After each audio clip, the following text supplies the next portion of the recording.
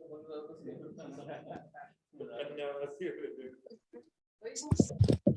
Morning. Good morning sir.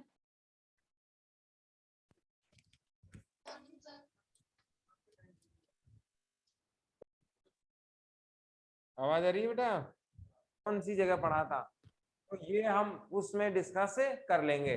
देखो, चुनाव सबसे पहले तो क्या है, क्यों आवश्यक है,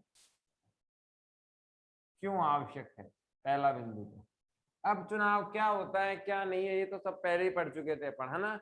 मूल संविधान में 21 वर्ष की आयु थी, फिर 18 वर्ष की आयु की गई, है ना, 89 में 61वें संविधान संशोधन के द्वारा। तो ये बातें तो हम पहले से ही जानते हैं, इसमें नहीं जाएंगे। चुनाव कैसे होता है, चुनाव किसे कहते हैं, ये बातें भी हम बहुत पहले ही पढ़ चुके हैं, है ना।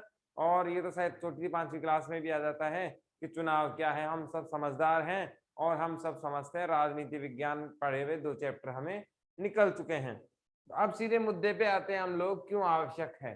कोई ऐसा बच्चा है जिसे ये भी नहीं पता कि चुनाव क्या होता है? सबको पता है, ठीक है।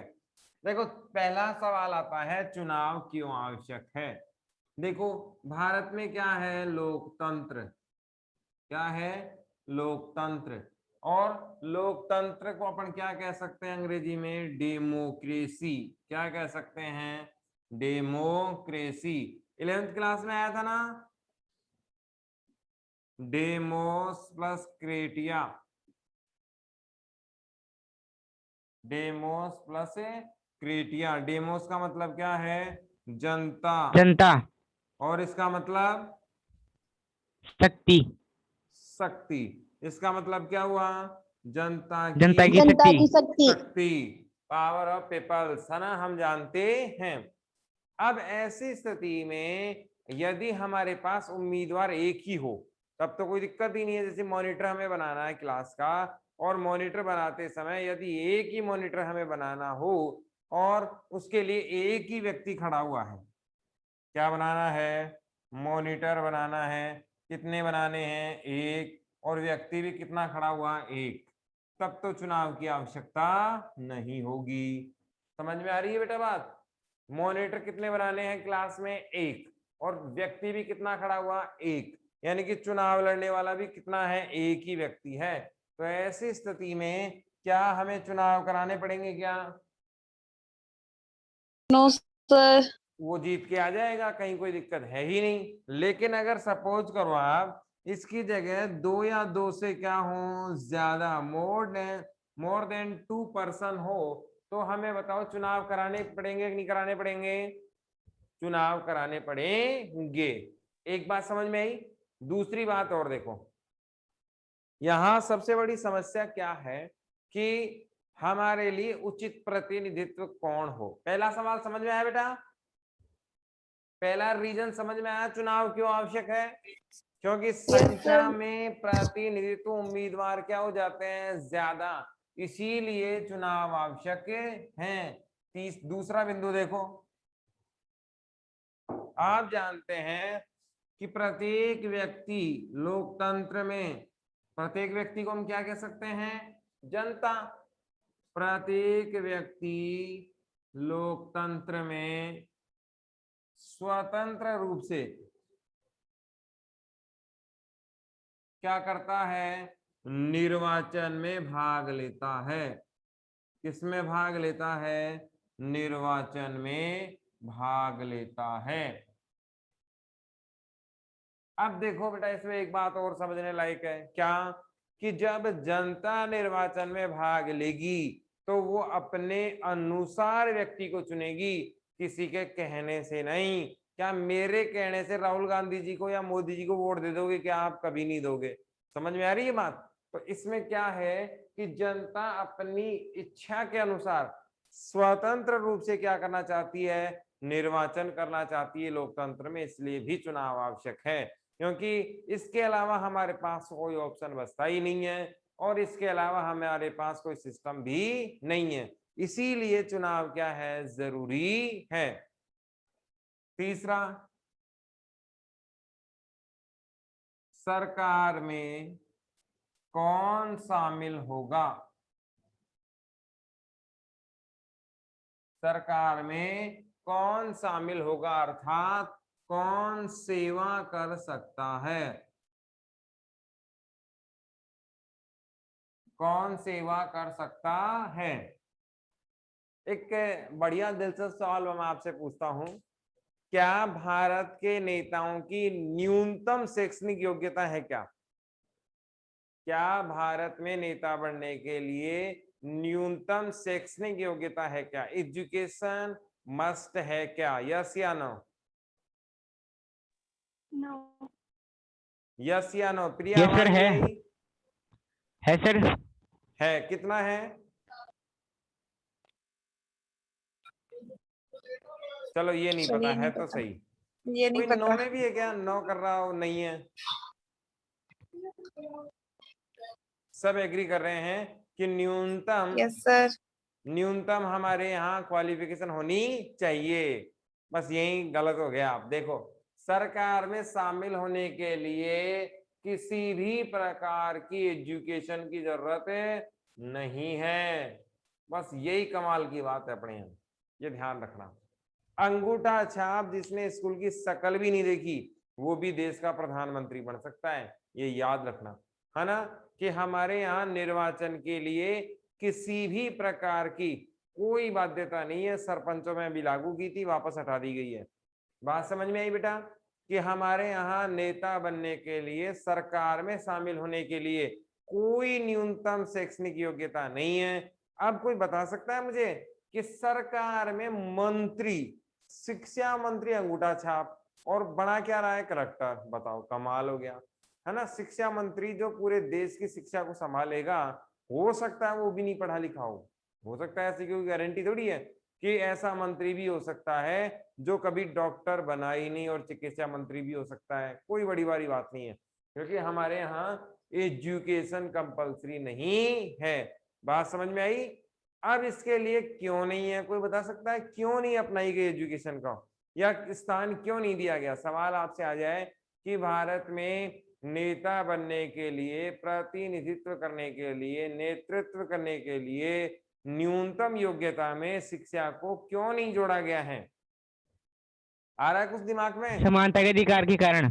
नहीं बेटा, समानता के अधिकार के कारण होता तो मैं भी कलेक्टर बन रहा होता इस समय, है कि नहीं?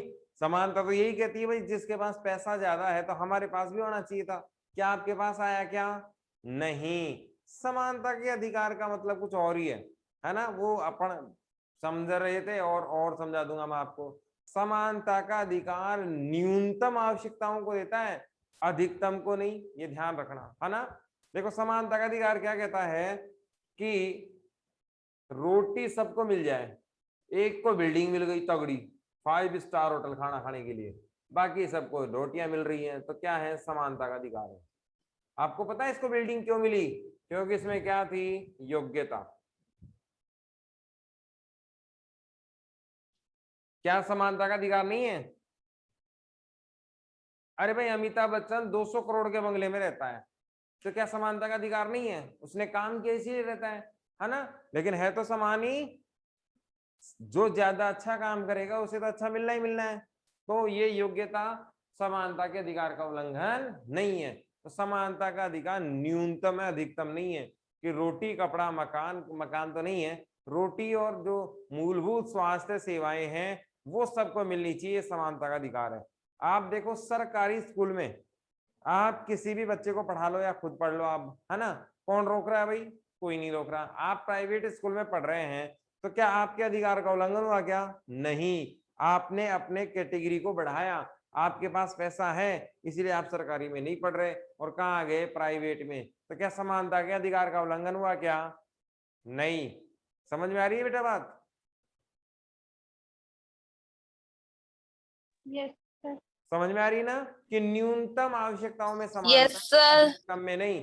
आपके पास जितना पैसा बढ़ता जाता है आप अपनी सुविधाओं को बढ़ाते जाएं, इसमें कहीं कोई समानता के अधिकार का उल्लंघन नहीं है। दिक्कत कहाँ थी?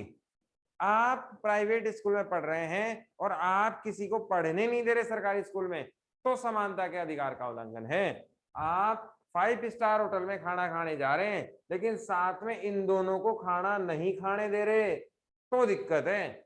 अगर आप 5 स्टार में खा रहे हैं तो कहीं कोई दिक्कत नहीं है कि नहीं? आपके पास पैसा है, आप खा सकते हैं, कहीं कोई दिक्कत नहीं। लेकिन आप किसी को रोकेंगे, आप किसी को अवरोध करेंगे तो असमानता का है मामला। आप वोट देने गए, आपके वोट का मूल्य 1, कहीं कोई दिक्कत नहीं, दूसरे के वोट का मूल्य 1, समानता का अधिकार है। भेदभाव नहीं होना चाहिए। समझ में आई बात? तो अब शिक्षा की बात करते हैं। संविधान में नेताओं की योग्यता में शिक्षा क्यों नहीं जोड़ी गई? आ रहा है कुछ दिमाग में? अब याद रखना बेटा, समानता वाले में तो दिक्कत आई क्या? ठीक है, नो सर। देखो सेवा भाव वाले में देखो, इसमें देखो हमारे यहाँ सरकार में जो शामिल होगा वो सेवा करने के लिए होगा। किसके लिए होगा? सेवा करने के लिए। नोट लगा के लिख लो कि सरकार में शामिल होने वाला व्यक्ति या जो नेता बनता है वह व्यक्ति या उस व्यक्ति की शैक्षणिक योग्यता को आधार इसलिए नहीं माना जाता, सरकार में शामिल होने वाला व्यक्ति या नेता बनने वाले व्यक्ति की शैक्षणिक योग्यता को इसलिए नहीं माना जाता या मांगा जाता क्योंकि उसका जो कार्य है वो सेवा करना है। उसका जो कार्य क्या है? सेवा करना है। और सेवा करने वाला व्यक्ति जरूरी नहीं है कि शिक्षित व्यक्ति ही सेवा कर पाए, कोई भी कर सकता है, अनपढ़ भी कर सकता है, पढ़ा लिखा भी कर सकता है, पढ़ा लिखा नहीं भी करे एक बहुत ब्रिलियंट व्यक्ति सेवा कर पाएगा, इसकी कोई गारंटी नहीं है, क्योंकि सेवा क्षेत्र अलग है, एजुकेशन क्षेत्र क्या है? अलग। इसीलिए नेताओं को न्यूनतम शैक्षणिक योग्यता से नहीं जोड़ा गया है, क्योंकि उनका कार्य क्या है? सेवा करना है। समझ रहे हो बेटा? जनता की क्या करेंगे? वो सेवा। वो एक अलग बात है, करते नहीं है, लेकिन उद्देश्य तो क्या है इनका? जनता की सेवा करना ही है। और जनता की सेवा करने के लिए न्यूनतम शैक्षणिक योग्यता की आवश्यकता उनको नहीं चाहिए। इतनी बात किसके समझ में नहीं आई?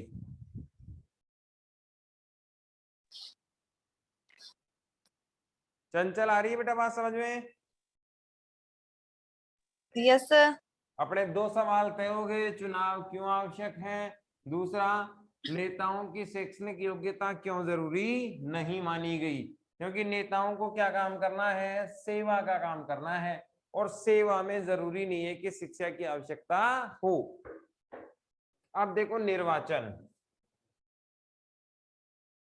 परिभाषा तो आपके दे रखी है, मैं नहीं बताने वाला हूं, है ना? बहुत बार बता दिया है, अभी बताया था मॉनिटर वाला, है ना? देखो अब हम पढ़ते हैं निर्वाचन आयोग, तीसरी बार बता रहा हूं आज मैं, है ना? अब बताना आप मुझे, इसके अध्यक्ष कौन है? पहले निर्वाचन आयोग के अध्यक्ष कौन थे?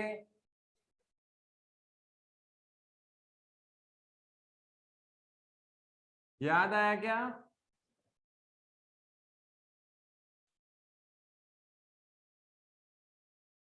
लिख लो, हेडिंग बनाओ, निर्वाचन आयोग। निर्वाचन आयोग 12वीं क्लास में एसजेटीज मिलेगा ये, है ना?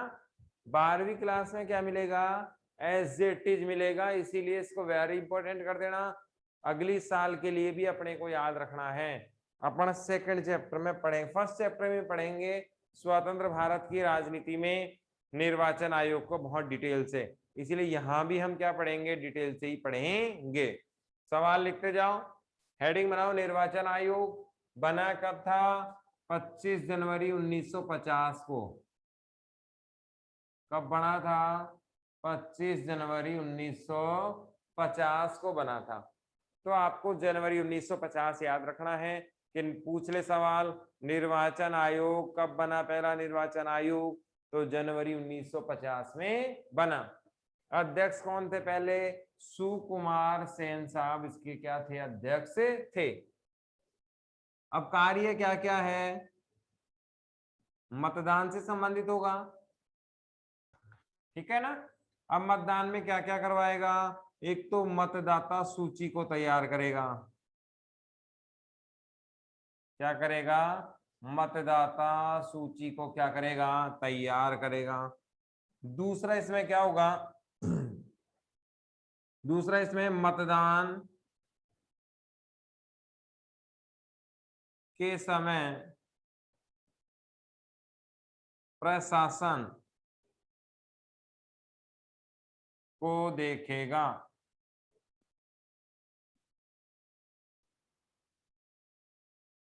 आ रही है बात बेटा समझ में? आपने आचार संहिता का नाम सुना क्या? आचार संहिता क्या होती है? आचार संहिता सर नहीं सुना। देखो, आचार संहिता लागू करेगा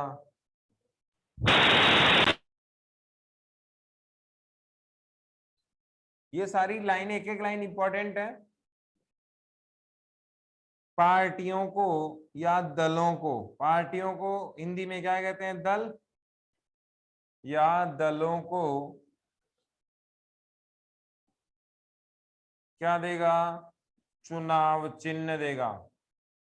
अब ये भी काम की चीज है ना?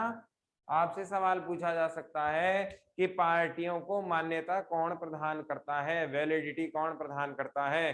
जैसे मान लो अपने भी जम गई है कि नहीं, मोदी जी के बराबर भाई चुनाव लड़ेंगे अपन भी, है ना? 2024 में चुनाव हो रहे हैं, अभी योगी जी के 2022 में हो रहे हैं, तो अपना भी इच्छा हो गई कि 11वीं क्लास के सारे बच्चे तो मेरे साथ और मैं उनके टीम का लीडर, और यूपी पहुंच गए और अपन भी चुनाव में धावा बोल दे कि साहब हमारा ये मार्कर क्या है, अभी चुनाव चिन्ह है और हम भी चुनाव लड़ेंगे। क्या लड़ सकते हैं? क्या चुनाव लड़ सकते हैं? क्या नहीं लड़ सकते? हाँ, बहुत बढ़िया बात, नहीं लड़ सकते। क्यों नहीं लड़ सकते? क्योंकि हम क्या नहीं है? दल नहीं है। तो दल को मान्यता भी कौन देता है? दल को कौन देता है मान्यता? निर्वाचन आयोग। कौन देगा? निर्वाचन आयोग। तो चुनाव लड़ने से पहले क्या बनाना पड़ेगा? दल बनाना पड़ेगा। दल बनाने के बाद क्या मिलेगा? चुनाव चिन्ह। और फिर निर्वाचन आयोग के अनुसार सभी शर्तों की पालना करनी पड़ेगी, तब तो अपन कोई चुनाव नाव लड़ सकते हैं, नहीं तो कोई लेना देना नहीं है। समझ में आ रही है बेटा इतनी बात? अरे यार ये क्या डर लग गया। चंचल माइक ऑन क्यों कर दिया?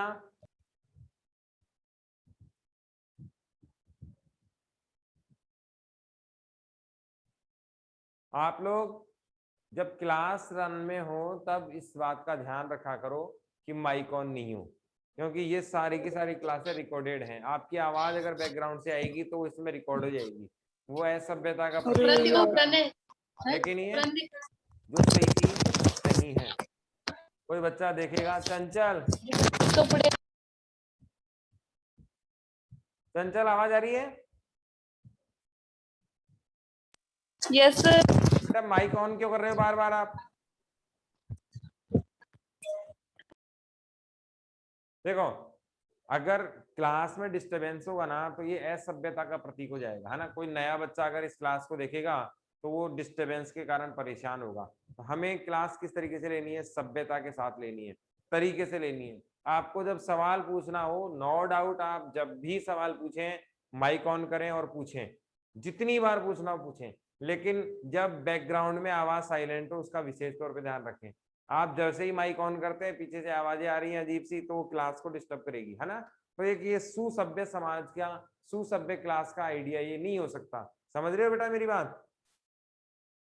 तो जब भी आप माइक ऑन करें तो इस बात का विशेष तौर पे ध्यान रखें कि बैकग्राउंड की आवाजें नहीं आए, ताकि एक व्यवस्थित क्लास को हम लोग जारी रख सकें।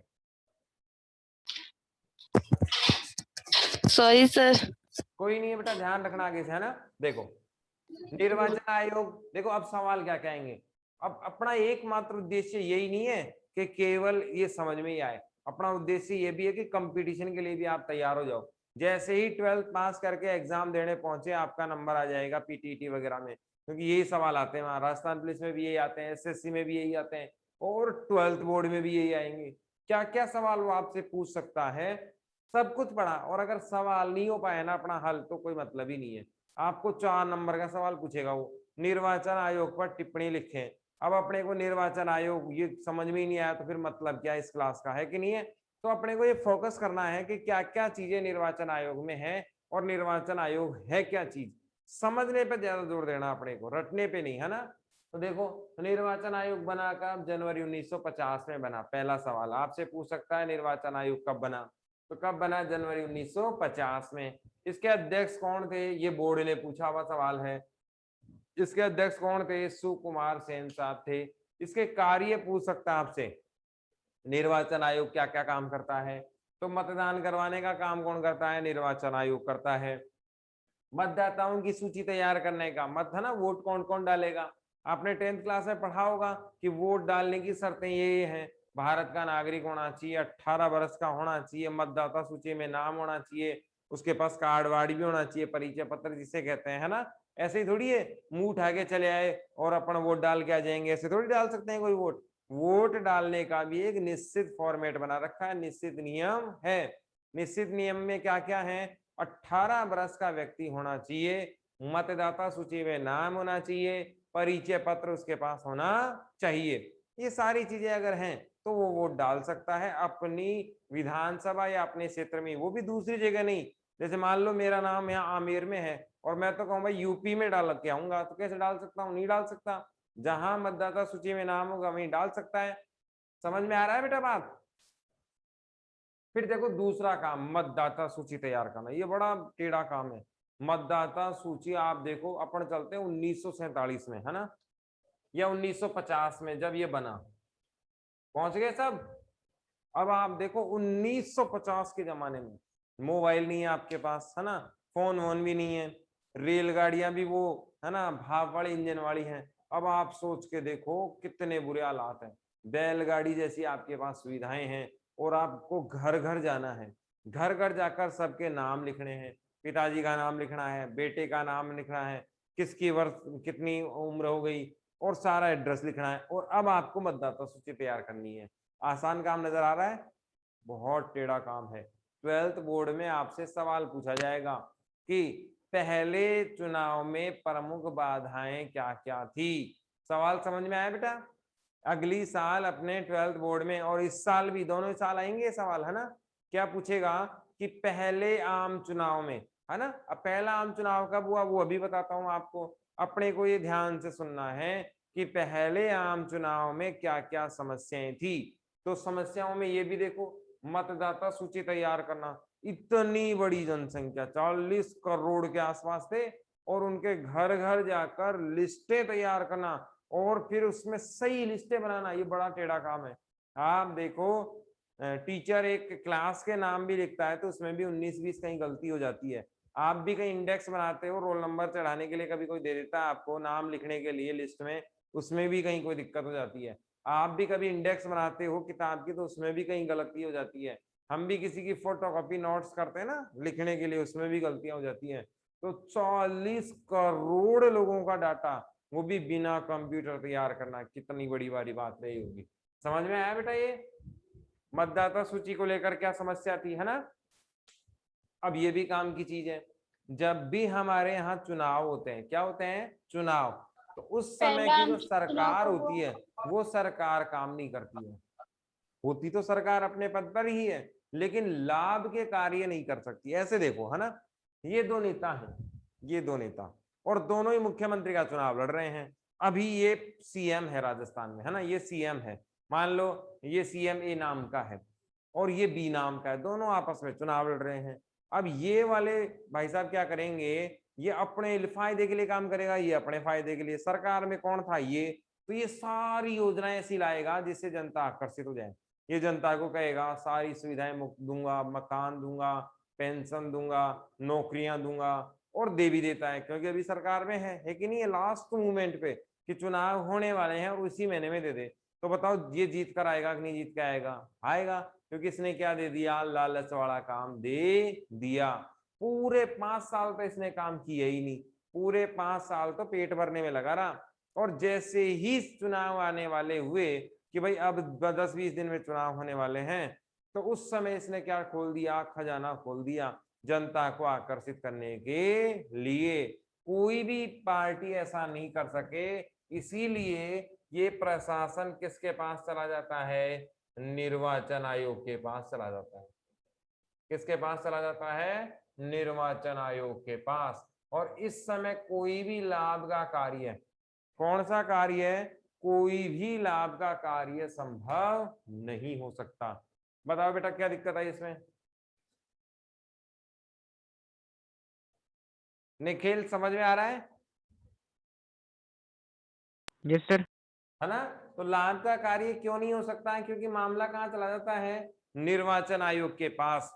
अब अगर कोई योजना लानी है, जैसे मान लो अभी मास्टरों की भर्ती निकालनी है, आर्मी वालों की भर्ती निकालनी है, RAS की भर्ती का मामला चल रहा है, भर्ती निकालनी है, और गहलोत साहब के चुनाव आने वाले, एक ही महीना बच रहा है, और गहलोत साहब वैकेंसी निकाल दे, ये लो साहब 1000 RAS की वैकेंसी आ गई, और जैसे ही वैकेंसी आई सब लोग खुश हो गए, और जितने भी विद्यार्थी थे उन्होंने गहलोत साहब को वोट दे दिया, तो इससे गहलोत साहब को क्या हुआ? लाभ हुआ। तो ऐसा काम नहीं चलने वाला है। और देखो जितने भी सरकारी कर्मचारी हैं,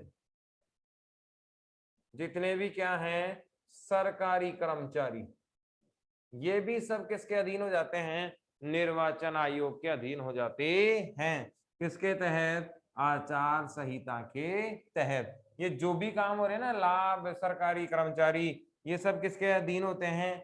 आचार संहिता के अधीन होते हैं। और लगभग 1 महीने पहले ये लगती है। अब समझ में आया? निर्वाचन आयोग कैसे रोकेगा उसे? क्या कह रही है बेटा? निर्वाचन आयोग कैसे रोकेगा लाभ को? हाँ वो मैं बताता हूँ। देखो आचार संहिता क्या होती है पहले वो देखो। आचार संहिता का मतलब होता है, संहिता का मतलब होता है नियमावली, कानून व्यवस्था, है ना? तो निर्वाचन आयोग चुनाव से ठीक समय पहले एक निश्चित नियमावली बना देता है कि इस बार हम लोग इन इन चीजों को लेकर चुनाव में इन इन नियमों को ध्यान में रखेंगे। ये बात कौन कहता है? निर्वाचन आयोग कहता है। अब कैसे रोकेगा? देखो जितने भी, जिस दिन चुनाव की घोषणा हो जाती है ना, जिस दिन क्या हो जाती है? चुनाव की घोषणा, उसी दिन क्या लग जाती है? ये आचार संहिता लग जाती है। अब देखो क्या होता है, उस दिन के बाद से जो सरकारी कामकाज है ना, जितना भी सरकारी कामकाज और जितने भी सरकारी कर्मचारी हैं, वो सब किसके अधीन हो जाएंगे? निर्वाचन आयोग के। मुख्यमंत्री भी कोई ऐसा काम नहीं कर सकता जिससे चुनाव प्रभावित हो, यानी कि चुनाव को डायरेक्ट प्रभावित करने वाले काम नहीं हो सकते, लालच के काम नहीं हो सकते। जैसे मान लो ये आपके मुख्यमंत्री हैं मारकर, ठीक है, और चुनाव होने वाला है, आज हो गई 8 तारीख हो गई क्या? 8 जुलाई है 2021, है ना? और चुनाव कब होने वाला है? 8/9 को या 7/9 को होने वाला है। 1 महीना बचा है। ये एग्जाम्पल देखना। अब देखो ये मार कर क्या करे, सबको 1-1 हजार रुपए दे दे। क्या दे दे? 1-1 हजार रुपए दे दे। तो बताओ इसको वोट मिलेंगे कि नहीं मिलेंगे? मिलेंगे ना। तो ऐसा कार्य ना हो, इसीलिए ये निर्वाचन आयोग क्या करता है? आदर्श आचार संहिता लगा देता है ताकि ऐसा कोई काम लाभ लालच का ना हो। ये सब चुनाव में निषेध होते हैं, चुनाव में प्रतिबंधित होते हैं। भ्रष्टाचार है, भय है, डराना धमकाना है, किसी प्रकार का लालच है, किसी प्रकार की वैकेंसीज हैं, ये आप नहीं निकाल सकते। अगर आपको इमरजेंसी में कोई काम करना भी पड़ता है तो किसकी परमिशन लेनी पड़ेगी? निर्वाचन आयोग। किसकी परमिशन? निर्वाचन आयोग की आप परमिशन ले, और निर्वाचन आयोग यदि कहता है तो कहीं कोई दिक्कत उसमें नहीं आती है। लेकिन परमिशन किसकी लेनी पड़ेगी? निर्वाचन आयोग की लेनी पड़ेगी। फिर आप जानते हो प्रत्येक पार्टी का क्या होता है? एक चुनाव चिन्ह होता है ना?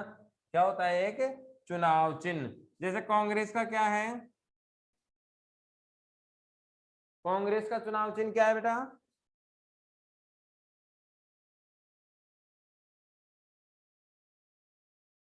है ना? क्या है? कटा हुआ हाथ। अब ध्यान रखना, कांग्रेस का चुनाव चिन्ह क्या है? कटा हुआ हाथ। ध्यान से देखना, यहां से कटा हुआ है ना? और फिर क्या है? बीजेपी का क्या है? ये तो किसका है? कांग्रेस का। बीजेपी का क्या है? कमल का फूल। कमल। कमल का फूल। कमल नहीं है बेटा, कमल तो पूरा ही होता है। बीजेपी, है ना? और देख लो बहुत सारे ऐसी पार्टियां मिल जाएंगी। झाड़ू किसका है? आम आदमी पार्टी का। समझ रहे हो ना, केजरीवाल जी है ना दिल्ली के अंदर, आम आदमी पार्टी का चुनाव चिन्ह उनका है। तो इस प्रकार से जो पार्टियों को चुनाव चिन्ह मिलता है वो किसके द्वारा मिलता है? निर्वाचन आयोग के द्वारा ही मिलता है। फिर देखो दलों को मान्यता, कितने, कौन सा दल राष्ट्रीय या राज्य, दो ही प्रकार के होते हैं, राष्ट्रीय या राज्य रहेगा या नहीं, रहेगा या नहीं, ये तय करेंगे चुनाव के परिणाम। आपको याद हो मायावती जी को एक भी सीट नहीं मिली थी, है ना, लोकसभा चुनाव में, तो ये बड़ा बखेड़ा हो गया था। फिर उनके दल की मान्यता गई, फिर बाद में वापस उनको मिली। तो आपके हर चुनाव में ये परिणाम तय करते हैं कि आप दल रहेंगे या नहीं। निश्चित दल का होना क्या है? जरूरी है। निश्चित चुनाव की संख्या आपको, निश्चित मतदाताओं की संख्या आपको मिलनी चाहिए, निश्चित सीटें भी आपको मिलनी चाहिए। यदि ऐसा नहीं होता है तो फिर आप चुनाव हार जाते, दल की मान्यता आपको छोड़नी पड़ेगी। बताओ इतनी बातें किसके समझ में नहीं आई? निर्वाचन आयोग के कार्य समझ में आए? अब इसमें देखना एक चीज और रह गई, मतदान को दोबारा करवाने का काम भी कौन करवाता है? निर्वाचन आयोग करवाता है। किसी विवाद को भी कौन देखता है? निर्वाचन आयोग ही देखता है। जब निर्वाचन आयोग से विवाद ना सुलझे तो मामला कहाँ जाएगा? न्यायालय में जाएगा। इतनी बात समझ में आ रही है बेटा?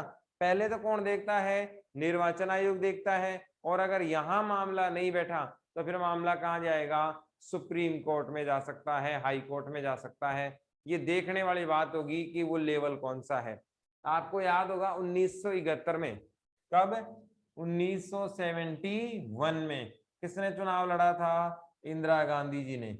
और ये मामला कहां चला गया था? Allahabad high court, Allahabad high court. और बाद में इंदिरा जी को क्या कहा? अवैध कहा कि इंदिरा जी ने गलत तरीके से क्या जीता है? चुनाव जीता है। तो ऐसे बहुत सारे मामले हमें देखने को मिलते हैं। आज की क्लास का टाइम हो गया बेटा, कुछ पूछना हो तो बताओ। सर जो पार्टियों के नाम रखे जाते हैं कैसे रखे जाते हैं? पार्टी का नाम बेटा अपने स्कूल का नाम रखें, पार्टी का नाम रखें, समिति का नाम रखें, खुद रखते हैं, है ना। जैसे मेरी पार्टी है ना, जैसे मेरी पार्टी है भ्रष्टाचार रोको, नई पार्टी मैंने बना ली। अब उसको मान्यता का फॉर्म भरूंगा। जैसे अपने बर्थ सर्टिफिकेट बनाने गए थे ना अपने, जन्म प्रमाण पत्र, तो नाम तो हमने रखा, उसको मान्यता किसने दी?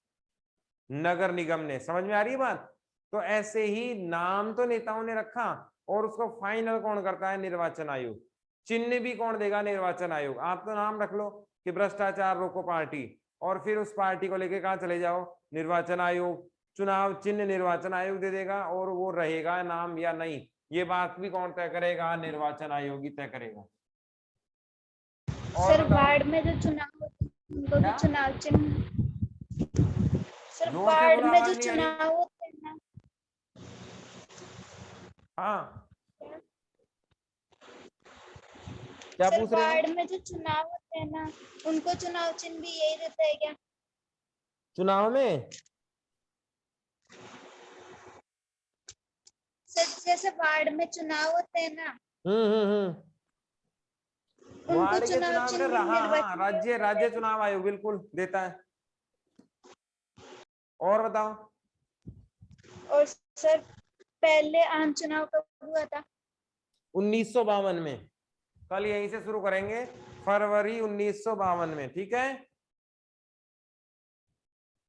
क्लास का टाइम हो गया अपना कंप्लीट। Thank you.